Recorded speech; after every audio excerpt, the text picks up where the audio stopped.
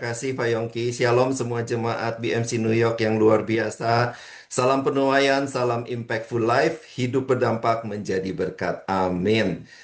Saudara, saya undang kita semua boleh tunduk kepala sekali lagi. Yuk kita berdoa di hadapan Tuhan sebentar.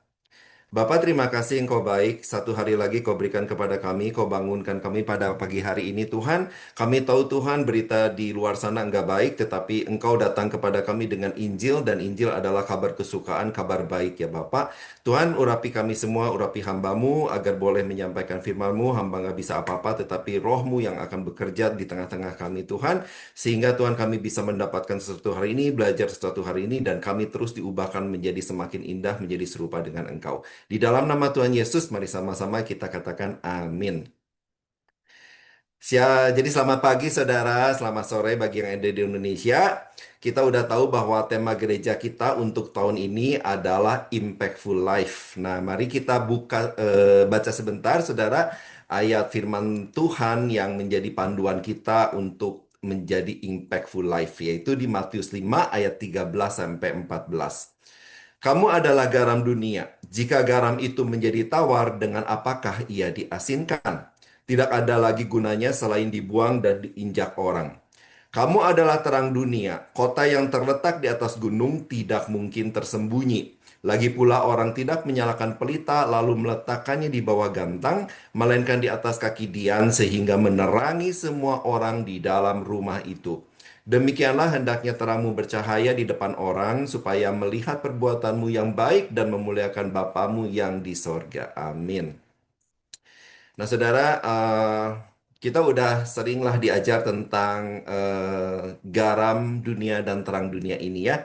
Karena ini Pak Yongki juga udah menjelaskan, Pak Lukas juga udah menjelaskan di minggu-minggu yang kemarin bahwa ini bicara tentang identitas kita di dalam Tuhan, tentang ID kita, saudara, ya kan?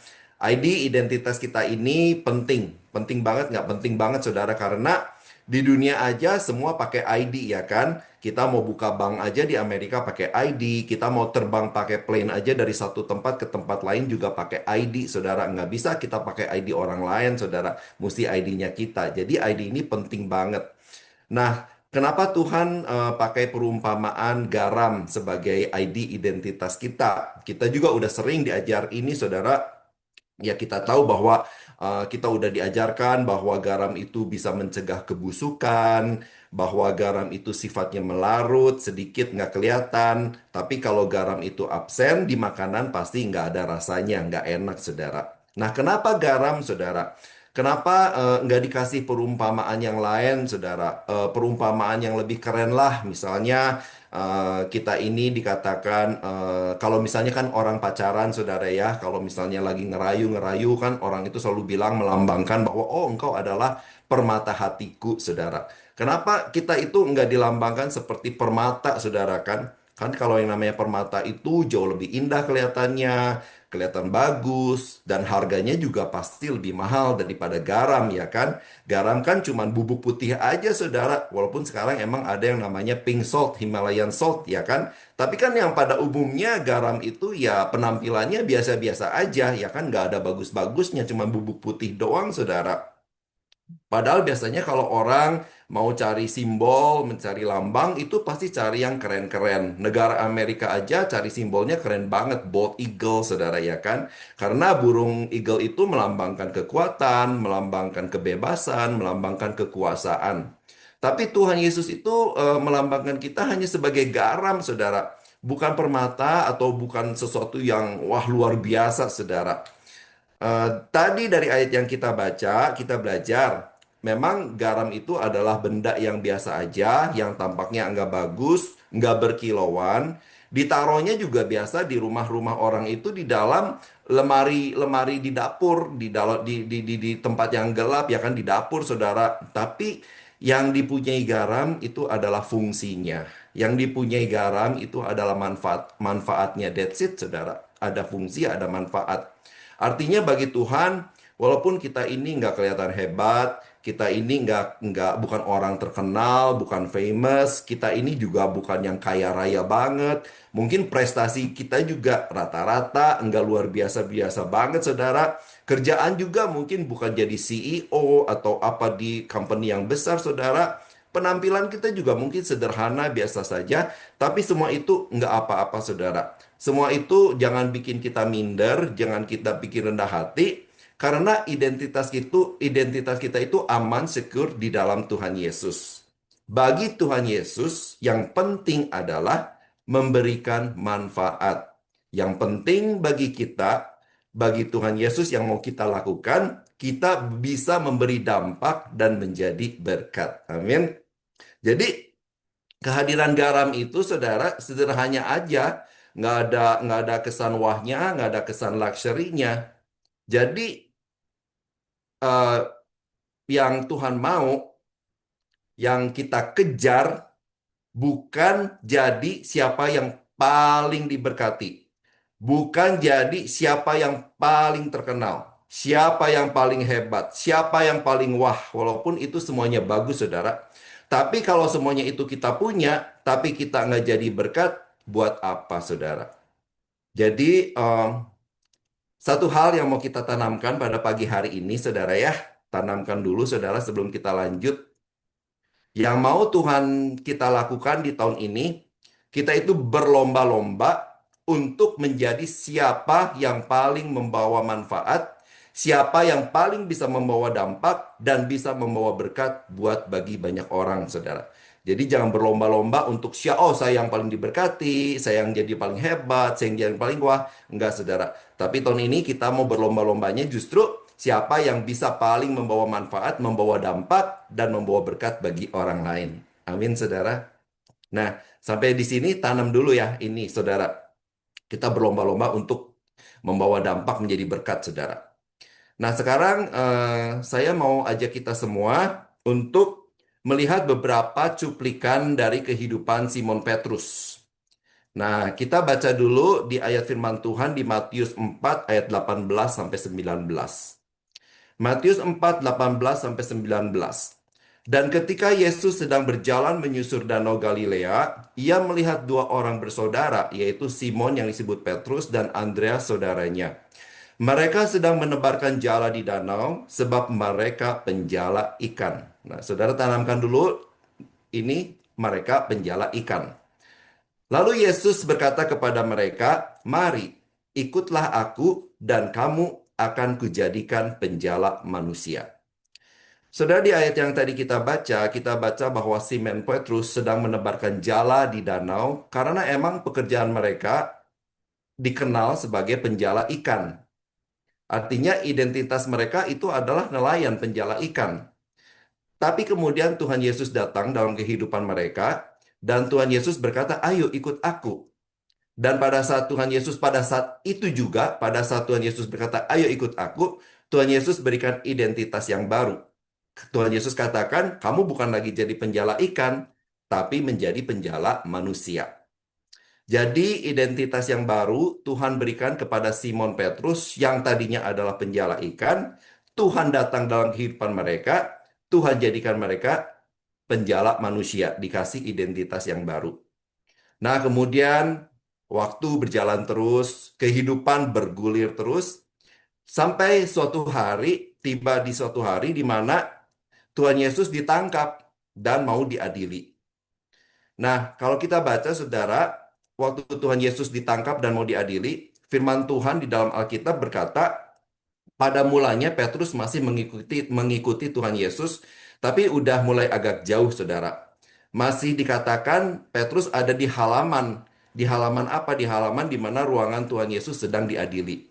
Dan waktu Petrus sedang mungkin mengamati ya kan apa yang terjadi dengan Tuhan Yesus, Petrus mengamati mungkin di halaman di balik pohon, ya kan bersembunyi di balik pohon, pengen lihat, curious, penasaran apa yang terjadi.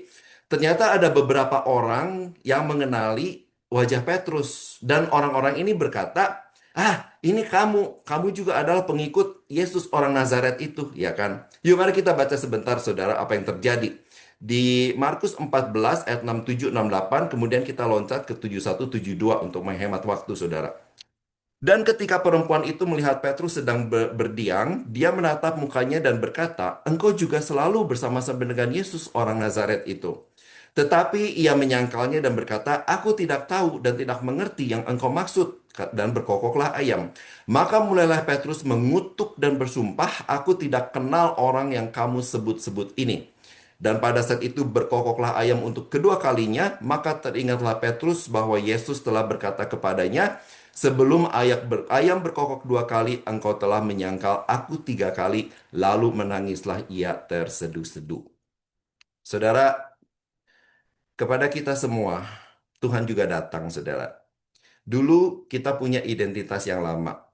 Sebelum Tuhan datang memilih kita dengan kasih anugerahnya, kita nggak tahu kebenaran, saudara. Tapi Tuhan datang, kita diberi kebenaran, dipilih seperti yang dimention Pak Yongki di minggu pertama, kita dipilih jadi imamat yang rajani, bangsa yang kudus, umat kepujaan Allah sendiri. Supaya apa? Supaya kita memberitakan perbuatan Tuhan yang besar, yang telah memanggil kita dari kegelapan kepada terangnya yang ajaib.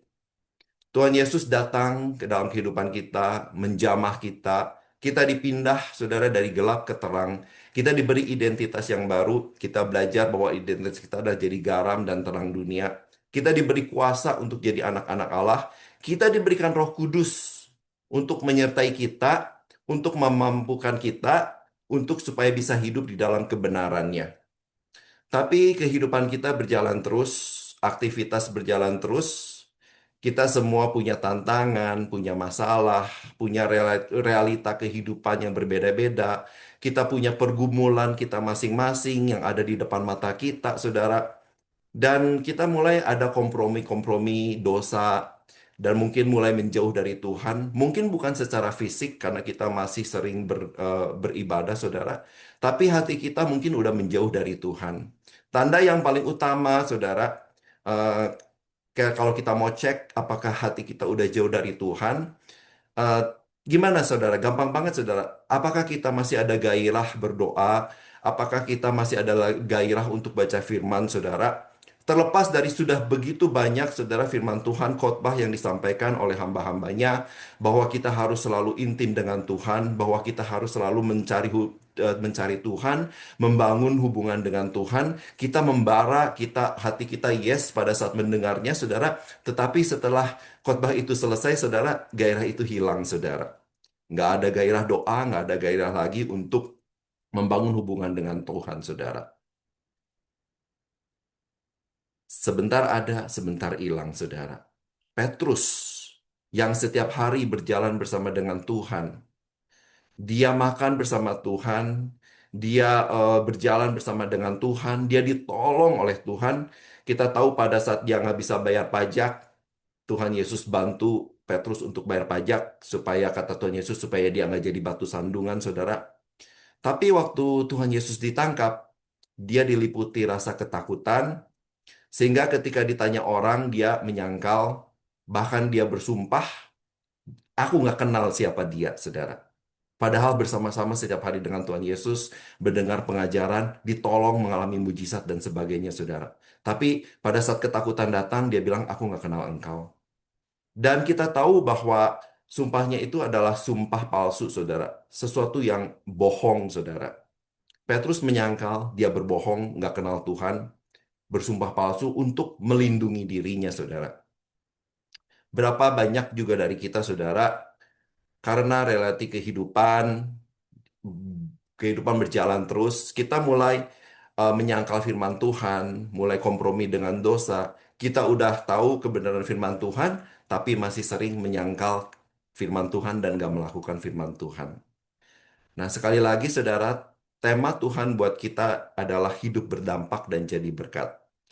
Nah, waktu saya berdoa kepada Tuhan, saudara mesti tahu ya bahwa kalau saya menyampaikan firman, itu saya itu yang waktu saya buka Alkitab, berdoa, dan Tuhan sampaikan, itu saya itu yang babak belur itu saya, saudara. Jadi apa yang saya sampaikan sebetulnya ini adalah saya bongkar apa yang saya alami, saudara, ya kan? Dan ada satu hal yang yang Tuhan yang kuat banget yang saya mau sharingkan yaitu ini saudara. Kita baca bentar saudara di dalam Kidung Agung 2 ayat 15.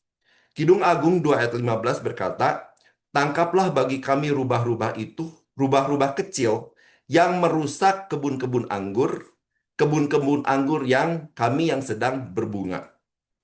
Nah, saudara, ayat ini mau berkata bahwa rubah-rubah kecil adalah hal-hal kecil, seperti pikiran-pikiran negatif, kesalahan-kesalahan kecil yang kita anggap biasa, yang akhirnya kita biarkan menjadi kebiasaan buruk yang dapat merusak potensi kita untuk berkembang, yang merusak potensi kita untuk tumbuh dari sesuatu yang mau jadi besar, menjadi berkembang.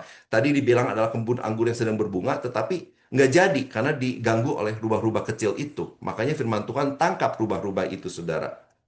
Saudara, tentunya kita punya semua hal seperti ini, saudara, rubah-rubah kecil, yaitu yang menghambat kita untuk berkembang di dalam kebenaran firman Tuhan, yang mencemari garam sehingga kehilangan rasanya, saudara. Dan yang menjadi seperti terang kita itu tersembunyi, ditaruh di bawah gantang sehingga tidak kelihatan. Biar nanti Tuhan deal lah dengan kita, saudara, soal rubah-rubah kecil ini, kebiasaan-kebiasaan kecil yang kita anggap biasa.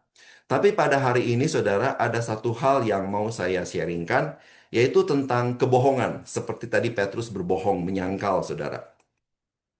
Mungkin kita nggak berbohong untuk tujuan menipu atau berbohong untuk melakukan kejahatan. Tapi seperti Petrus misalnya untuk melindungi diri sendiri, saudara. Dan lucunya kebohongan ini nggak usah diajarin, saudara. Saya ingat waktu dulu sekolah, saudara ya.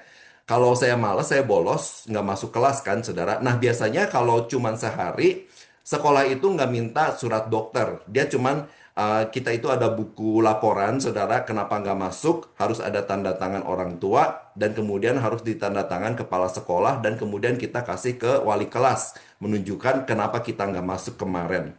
Dan tentunya karena saya malas nggak masuk, jadi saya bohong sakit, saudara. Dan saya bohong sakit, dan untuk menutupi kebohongan itu, ya saya harus palsuin tanda tangan orang tua. Saya bahkan berani memalsukan tanda tangan kepala sekolah untuk dikasih ke wali kelas supaya saya boleh masuk. Kenapa kemarin nggak masuk, kan ditanya, saudara. Jadi saya memalsukan, saudara, berbohong untuk melindungi diri saya sendiri, saudara. Waktu itu saya pikir, hal ini mah hal biasa aja lah. Namanya juga anak-anak waktu itu masih sekolah. Dan saya lihat teman-teman yang lain juga melakukan yang sama gitu kan. Jadi oke lah, saudara, ya kan. Dan tanpa sadar bahwa eh, kebiasaan seperti ini terbawa, saudara, sampai sekarang, saudara. Nah, kalau sekarang kan udah nggak sekolah, tapi kerja. Pernah nggak, saudara, kalau kita kerja karena ada urusan tertentu atau lagi malas kerja, kita email ke bos bilang kita sakit. Lalu besoknya kita berdrama pura-pura, mukanya dipasang lemes, ya kan? Kita bilang, kemarin sakit. Itu mah udahlah, nggak apa-apa, namanya juga bohong kecil. Kalau orang Kristen biasanya bilang bohong-bohong putih lah dikit, saudara, ya kan? Supaya kenapa sih kita bohong, saudara? Supaya yang orang lain gak marah. Daripada dia marah, lebih baik bohong aja, saudara. Atau supaya orang lain gak terluka. Misalnya orang tanya, masakan gua enak nggak gitu kan? Nggak enak, kita bilang bohong. Enak aja lah daripada dia marah, daripada dia terluka. Kita pikir apa ruginya, ya kan? Kan bikin orang lain happy. Apa salahnya gitu, saudara? Tapi saudara, mari kita lihat dua aja ayat firman Tuhan. eh, ada banyak ayat firman Tuhan tentang dusta, kebohongan, tapi kita mau lihat dua aja, saudara. Efesus 4 ayat 25. Karena itu buanglah dusta dan berkatalah benar seorang kepada yang lain. Dan bahkan Tuhan Yesus sendiri mengajarkan tentang bohong ini di Matius 5 ayat 37. Jika ya, katakan ya; jika tidak, hendaklah kamu katakan tidak. Apa yang lebih daripada itu berasal dari si jahat. Nah, ayat ini benar-benar to the point, saudara. Bukan perumpamaan, bukan puisi. Nggak usah cari asal katanya Ibraninya apa, asal kata Yunaninya apa. Ini nggak usah, saudara. Benar-benar to the point. Begitu gampang untuk dimengerti. Yes is yes, no is no. Artinya jangan bohong. Karena selebihnya itu adalah dari si jahat, walaupun dibungkus dengan tujuan yang baik. Nah, saudara, kita udah dengar lah ya. Kalau katanya manusia itu mengeluarkan kata-kata itu rata-rata nih 16.000 kata per hari. Nah, kalau katanya perempuan itu ya 5.000 kata per hari, laki-laki 2.000 kata per hari. Tapi secara general average semua itu katanya 16.000 per hari. Kecuali saya mungkin ya, karena saya pendiam, mungkin saya cuma 1.000 per hari. Nah, kalau khotbah aja mungkin 2.000 per hari, saudara, ya kan? Nah, tapi itu kan variasi, saudara. Karena kan ada orang yang lebih cerewet, ada yang lebih pendiam, tapi rata-rata dikatakan 16.000 kata per hari.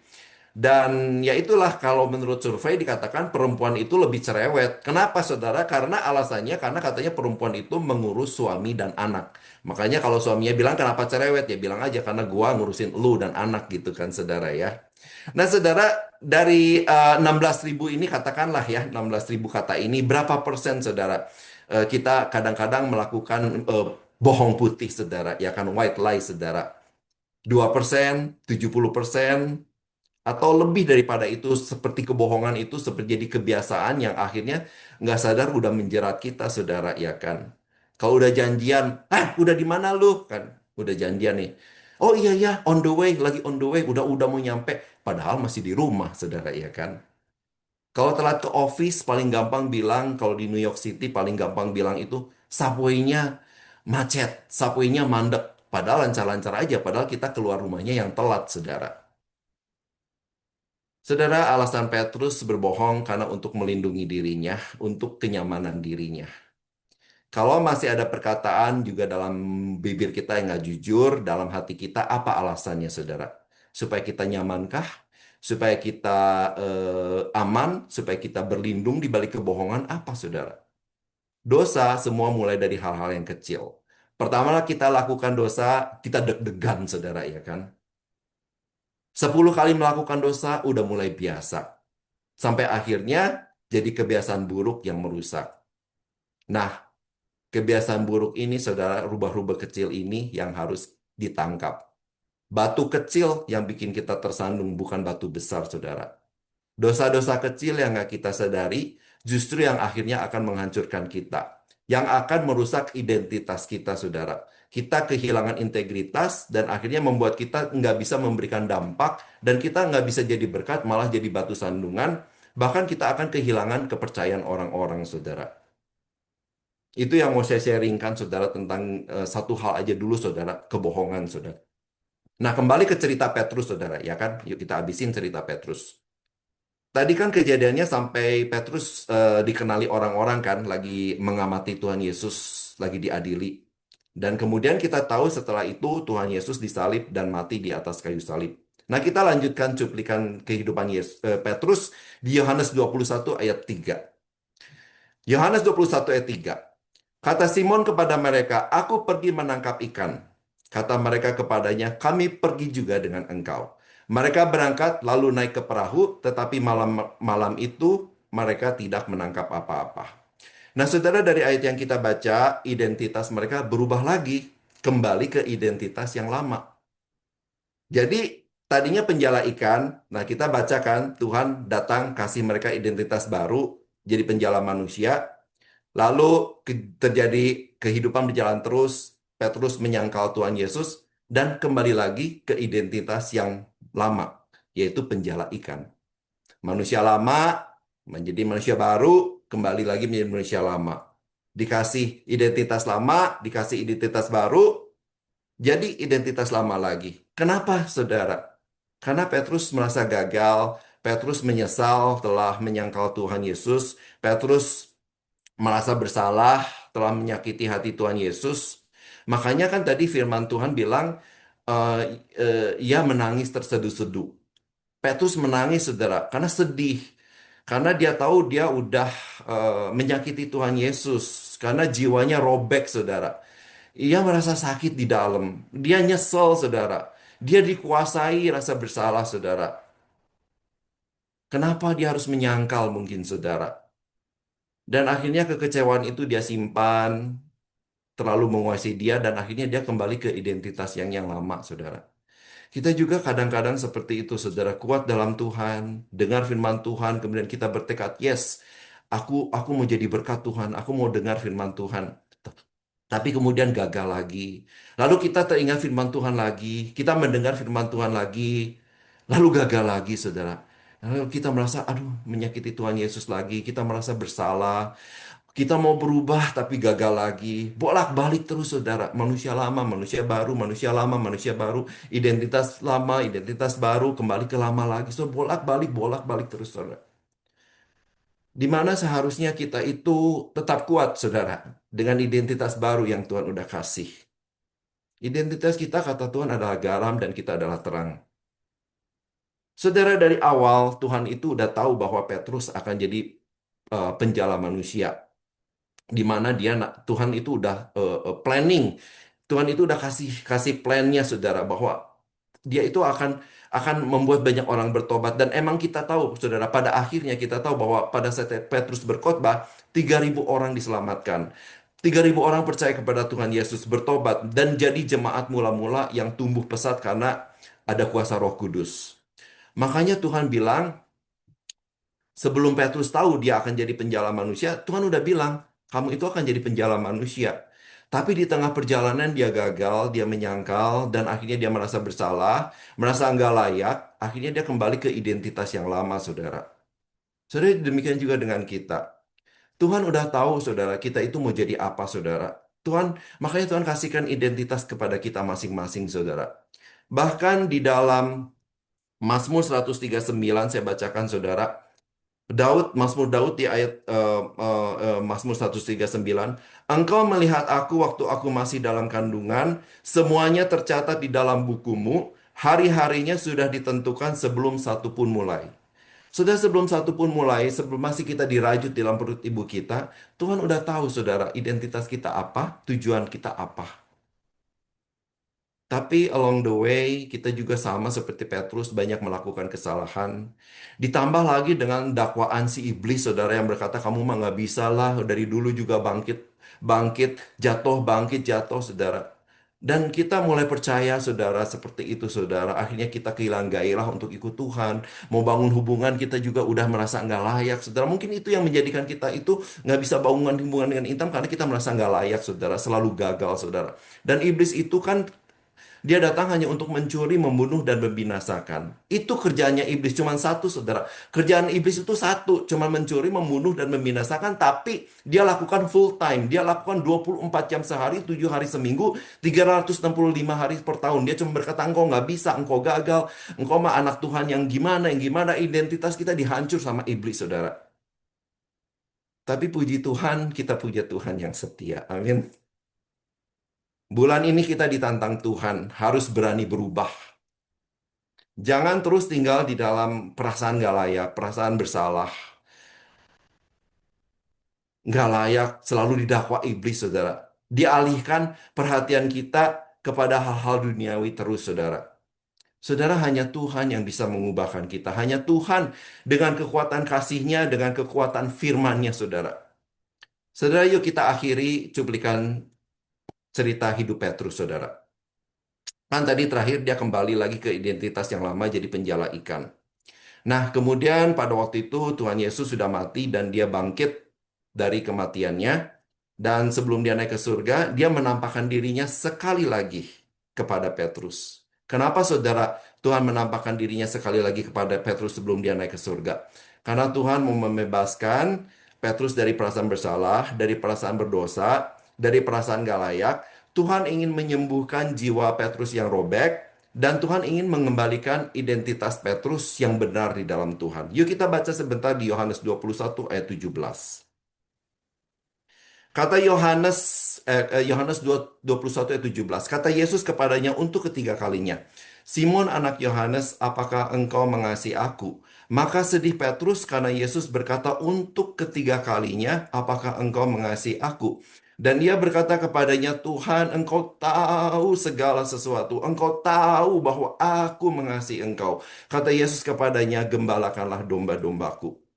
Petrus, saudara, yang waktu itu masih dalam keadaan bersalah, masih keadaan merasa nggak layak di hadapan Tuhan karena menyangkal Tuhan, karena gagal, karena dosa, kembali ke identitas yang lama. Tuhan datang lagi kepada Petrus. Tuhan datang nggak bawa hukuman, Tuhan nggak bawa dakwaan, Tuhan nggak bawa kemarahan, Tuhan nggak bawa caci maki, Tuhan nggak bawa balas dendam. Kenapa engkau menyangkali aku? Enggak, saudara. Tuhan nggak menyinggung sama sekali kesalahan Petrus. Karena bagi Tuhan yang paling penting Tuhan itu mau menyembuhkan, mau memulihkan, mau mengembalikan identitas Petrus, saudara. Tuhan Yesus itu mau menyadarkan Petrus siapa Petrus di dalam Tuhan. Jangan percaya sama identitas yang didakwa oleh iblis, saudara. Tuhan Yesus mau menyadarkan siapa engkau di dalam aku, kata Tuhan. Tuhan Yesus mau kembalikan lagi ke identitasnya, ke rencana yang semula. Tuhan udah tahu sebab waktu Petrus dibentuk, kita dibentuk. Tuhan udah tahu siapa kita, saudara. Makanya Tuhan Yesus bertanya kepada Petrus, Petrus, apakah engkau mengasihi aku? Dan dikatakan sampai 3 kali Tuhan Yesus menanyakan hal yang sama. Apakah engkau mengasihi aku? Dan ini membuat Petrus sangat-sangat sedih.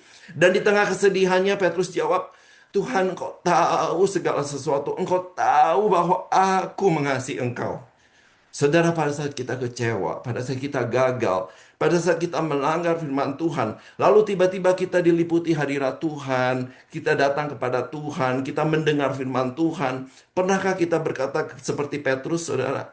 Dalam hati kita, kita merintih, kita bilang, Tuhan, Engkau tahu segala sesuatu. Engkau tahu semua kesalahan yang aku sembunyikan. Engkau tahu semua pikiran jelek yang aku sembunyikan. Engkau tahu semua kebiasaan-kebiasaan jelek, dosa-dosa kecil yang masih aku lakukan. Engkau tahu aku masih sering melanggar firman-Mu. Engkau tahu aku masih sering malas berdoa. Engkau tahu aku masih jarang baca firman-Mu. Engkau tahu aku masih sering suka bohong. Engkau tahu aku masih sering berkata kasar. Engkau tahu semuanya, Tuhan.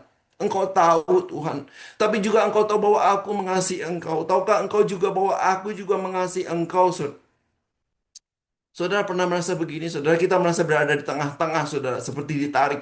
Kita mau ikut Tuhan, tapi juga kita masih nggak bisa melawan kegagalan kita, melawan dosa-dosa kita, dan jatuh lagi, melanggar firman Tuhan lagi. Kita merasa bersalah lagi, merasa berdosa lagi, merasa sedih, merasa sakit di dalam, merasa kecewa sendiri lagi, saudara. Dan kita bilang, Engkau tahu semua, Tuhan. Engkau juga tahu aku tahu, Tuhan. Aku masih sering salah menyakiti Engkau, tapi Engkau juga tahu aku mengasihi Engkau, Tuhan. Bahwa aku nggak bisa hidup tanpa Tuhan. Hari ini, saudara, Tuhan hampiri kita semua lagi, saudara. Sama seperti Tuhan menghampiri Petrus. Dia datang kepada kita bukan untuk menghukum, tapi dia datang kepada kita untuk memulihkan identitas kita. Dan Tuhan berkata kepada Petrus, kalau engkau memang mengasihi aku, gembalakanlah domba-dombaku. Tuhan kasih lagi kepercayaan kepada Petrus, mau memulihkan Petrus, saudara, mengubah Petrus, dan akhirnya hidup Petrus berubah. Dia memberi dampak dan memuliakan nama Tuhan, saudara. Demikian juga dengan kita semua, saudara. Tuhan hampiri kita, saudara. Tuhan mau memulihkan kita, saudara. Karena at the end of the day, saudara, kita semua ini adalah anak-anaknya Tuhan, saudara. Pastor Yongki, at the end of the day, dia bukan seorang pastor, tapi dia adalah anaknya Tuhan, saudara. Saudara, at the end of the day, bukan seorang karyawan, bukan seorang pelajar, bukan seorang ibu rumah tangga, atau apapun, saudara. At the end of the day, saudara, kita semua adalah anak-anak Tuhan, saudara. Dan Tuhan ingin rencananya bagi setiap anak-anaknya itu tidak gagal, saudara.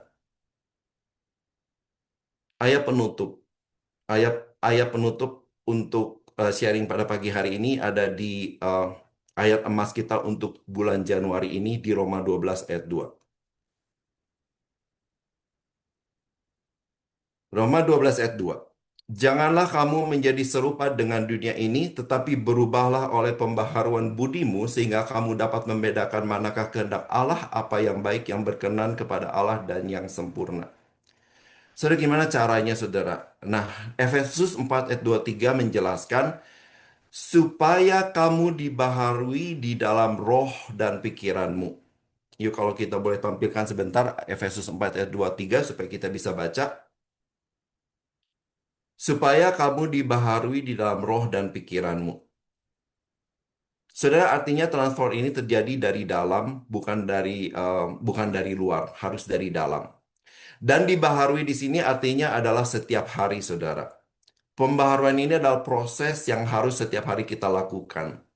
Kita tahulah bahwa perubahan ini kita sering umpamakan seperti transformasi, ya kan? Transformasi dari ulat ke pompong kupu-kupu.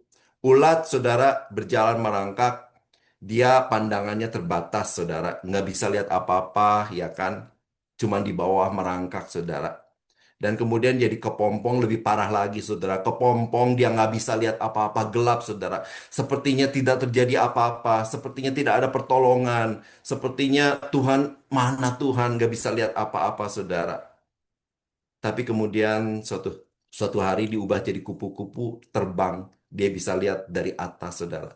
Pada saat kita udah diubah jadi kupu-kupu, udah melihat kebesaran Tuhan, kita lihat kalau lihat dari atas itu semua jadi kecil, saudara. Makanya saudara baca firman Tuhan itu terus-menerus, saudara. Tingkatkan. Bukan cuman baca, tapi renungkan. Karena kan itu yang diperintahkan Tuhan kepada kita. Renungkan firman Tuhan siang dan malam. Saudara, kita bisa baca, tapi nggak merenungkan. Tapi kita nggak bisa merenungkan tanpa membaca. Kita harus merenungkan. Tingkatkan, saudara, tahun ini. Bukan cuman baca, tapi renungkan, saudara. Seperti Pak Yongki juga udah bilang di minggu yang pertama, mumpung awal tahun nih saudara, ya kan. Apalagi sekarang dengan keadaan teknologi yang canggih, banyak banget apps panduan untuk baca firman Tuhan free, saudara. Tinggal download, saudara. Nggak kayak dulu, ya kan dulu kita, ini saya ketemu saudara, Alkitab saya yang This is the start, I fall in love with God, Alkitab buku, saudara. Cuman sekarang, ini lihat kecil banget, saya udah nggak bisa baca sekarang, saudara. Karena teksnya kecil banget. Tapi ini dulu, aduh saudara, saya baca ini itu kayak novel, saudara. Nggak ada stopnya, saya bisa baca berjam-jam, saudara. Dan saya harap saya bisa seperti itu lagi, saudara. Jadi mumpung masih awal tahun, saudara, yuk kita cari, saudara, ikut panduannya, saudara baca. Bukan cuma baca, tapi renungkan, saudara. Dan kita lihat, saudara, kalau kita benar-benar lakukan, saudara, nggak usah tunggu lama, saudara. Lihat aja 1 minggu, 2 minggu, saudara. Tiba-tiba firman itu, saudara, berkuasa banget, menguasai hidup kita, mencengkeram hidup kita, saudara.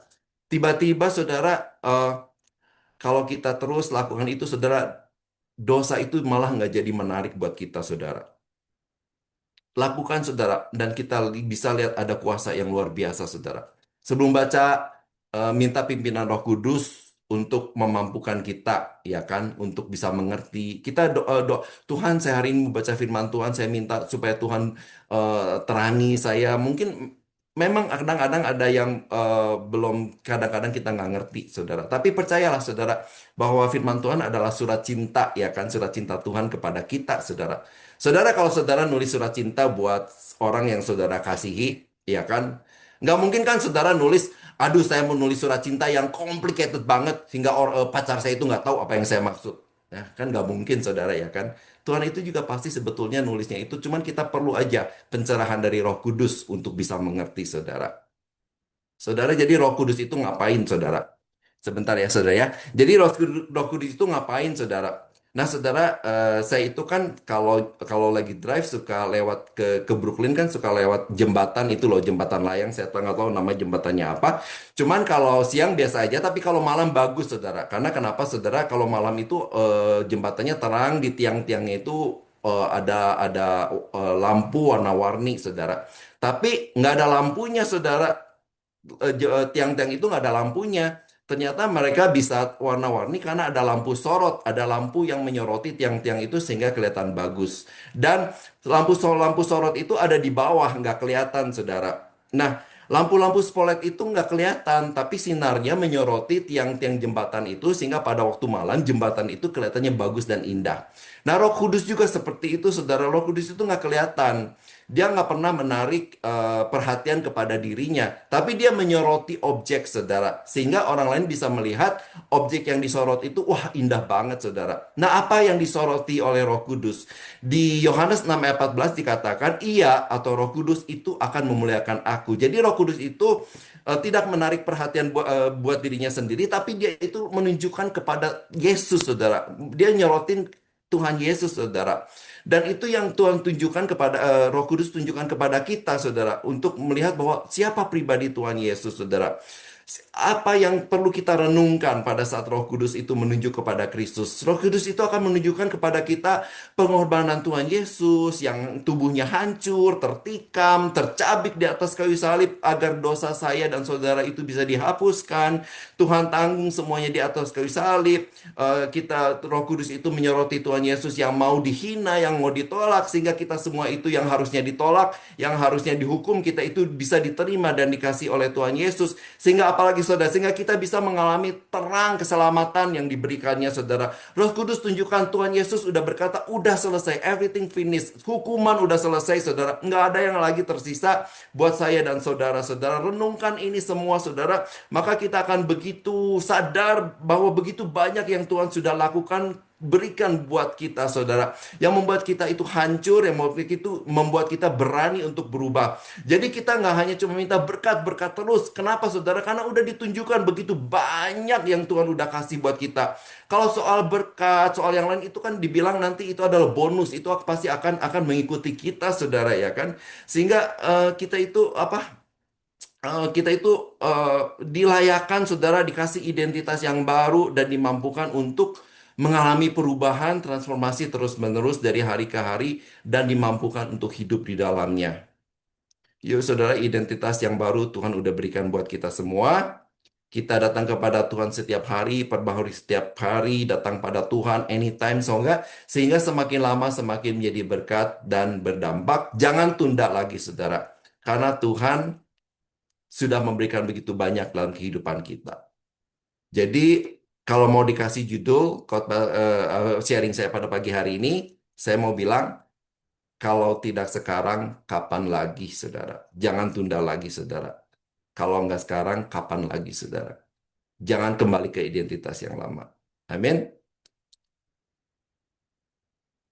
Semua tujuan kita dalam Tuhan, rencana Tuhan pasti digenapi. Karena apa?